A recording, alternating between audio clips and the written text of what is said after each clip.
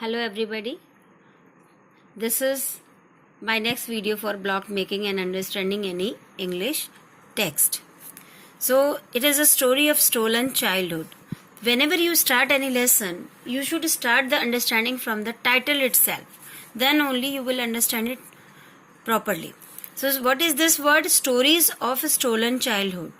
Stories of stolen childhood का meaning क्या समझ में आ रहा है?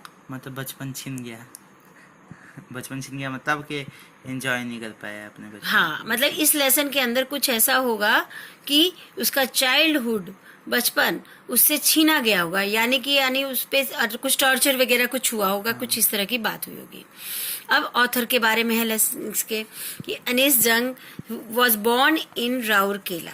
तो हम ब्लॉग बनाना शुरू कर दें। अनीस जंग was born in Rourkela and spent her childhood and adolescence in Hyderabad. Clear meaning? कि अनीस जंग बॉर्न हुए थे राउरकेला में और बिताई थी उनके बचपन और बड़ापन इन हैदराबाद। ठीक है। She received her education in Hyderabad and in the United states of America. It is clear. Blog बनाते ही आपको मीनिंग अपने आप आपके दिमाग में क्लियर होने लगेगा। और पढ़ना आपको इसी तरह तेज है, आप धीरे मत पढ़िए। धीरे पढ़ेंगे तो आपको एक तो वोकैबुलरी कम समझ में आए, मतलब याद होगी। पढ़ने से डबल फायदा होता है, कानों के रास्ते भी कुछ दिमाग में जाता है और आपकी आंखें और माइंड एक्टिव रहते हैं। Her parents were both writers. एक ब्लॉग बना। Anees Jung began her career as a writer in India. She has been an editor and columnist for major newspapers. Newspaper में अपना वो आर्टिकल लिखती होंगी। In India and abroad, बाहर भी लिखती थी। And has authored several books. काफी किताबें भी उन्होंने लिखी थी। Authored करना मीन्स लिखना। The following is an excerpt from her book का एक हिस्सा है, टाइटल जिसका नाम था lost spring, stories of stolen childhood. Book का नाम है लॉस्ट स्प्रिंग, जिसमें से ये स्टोरीज ऑफ स्टोलन चाइल्डहुड एक चैप्टर रहा होगा, एक भाग रहा होगा।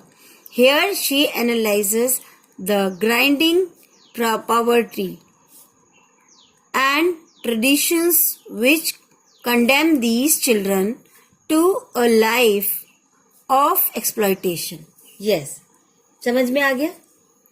यहाँ पे उन्होंने उन बच्चों के बारे में बताया होगा जिनकी लाइफ को एक्सप्लॉयट किया जाता होगा किसी न किसी तरह से, क्योंकि वो गरीब रहते थे। Notice these expressions in the text. इन एक्सप्रेशंस को ध्यान से देखो। Infer their meaning from the context. ठीक है। Looking for, slog their daylight hours, roof over his head, perpetual state of poverty, dark hutments and impose the baggage on the child. ये phrases हैं जिनका special meaning होगा इसके अंदर। Sometimes I find a rupee in the garbage. ठीक है। I find a rupee in the garbage. Blog बन गया, मीनिंग समझ में आ गया। Why do you do this? एक ब्लॉग हो गया। I asks sahib whom I encounter every morning scrounging for gold in the garbage dumps of my neighborhood. Blocks बन गए, मीनिंग समझ में आ गया। साहेब left his home long ago. एक block. Set amidst the green fields of Dhaka. His home is not even a distant memory. There were many storms that swept away their fields and homes. His mother tells him that's why they left looking for gold in the big city where he now lives. Okay? सो जब आप ऐसे पढ़ोगे तो automatically आपके मन में meaning समझ में आएगा। हमारी परेशानी है कि हमें मीनिंग क्यों नहीं समझ में आता, क्योंकि हम उसको हिसाब से नहीं पढ़ते।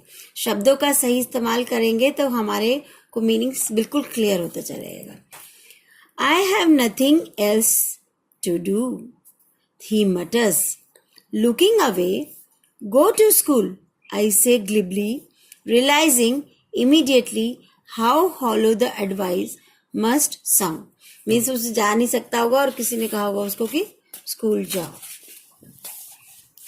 There is no school in my neighborhood. मेरे पड़ोस में कोई स्कूल नहीं है।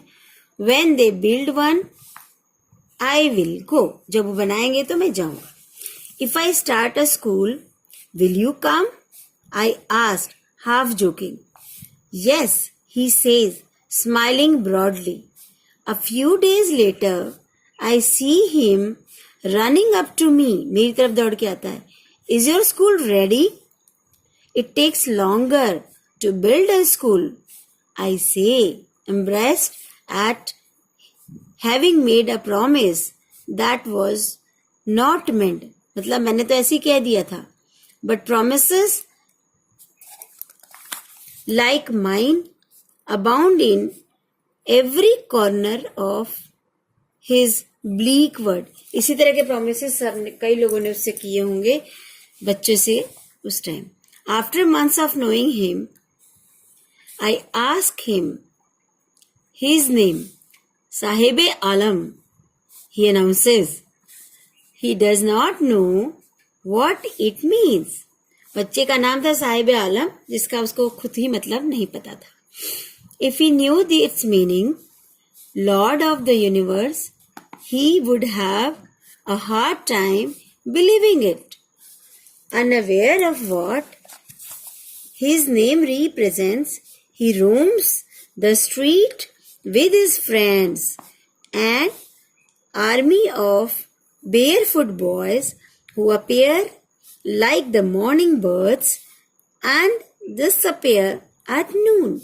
Over the months, I have come to recognize each of them. Why aren't you wearing chappals? I ask. One, my mother did not bring them down from the shelf, he answers simply. Even if she did, he will throw them off. Adds another, who is wearing shoes that do not match. When I comment on it, he shuffles his feet and says nothing. I want shoes, says a third. He wants shoes, है क्या? I want shoes. The third boy, who has never owned a pair all his life, traveling across the country